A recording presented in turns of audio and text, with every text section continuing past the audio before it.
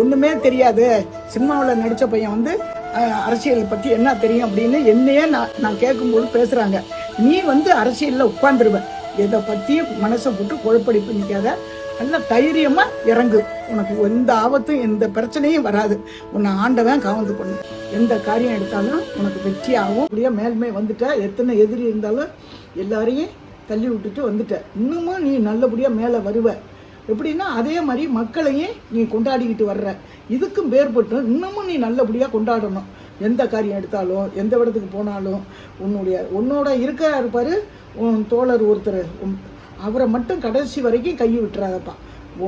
என்னமோ சொல்லுவாங்கதே, உனக்கு உயிருக்கு உயிராக இருக்கிறவர் அவர் தான் இப்போ உன் கூடவே காத்துக்கிட்டு இருக்கிறது. அதே மாதிரி மக்களுக்கு வந்து நீ சொன்ன வார்த்தையே காவந்து பண்ணிடு. இந்த வேறு எந்த இதுவும் யார் சொல்கிறாங்க அவங்க சொல்கிறாங்களெல்லாம் கேட்காத, உன் பாட்டுக்கு உனக்கு என்ன அபிப்பிராயமோ அது மாதிரி.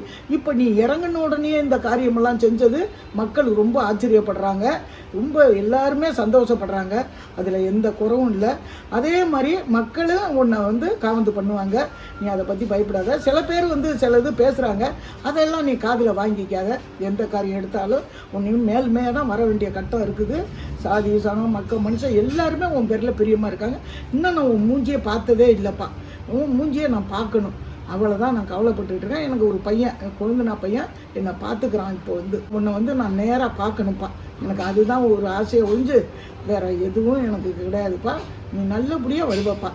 தஞ்சாவூர் மக்களை விஜய் இருந்து தஞ்சாவூர் மக்களை நல்லா காவந்து பண்ணிக்க, பார்த்துக்க, என்ன செய்யணுமோ அது மாதிரி செஞ்சுக்க. என்ன புது எம்எல்ஏ தஞ்சாவூருக்கு நீ ஒரு புது எம்எல்ஏவாக வந்திருக்கிற, நீ வெற்றி ஆக்கி கொடுத்துரு.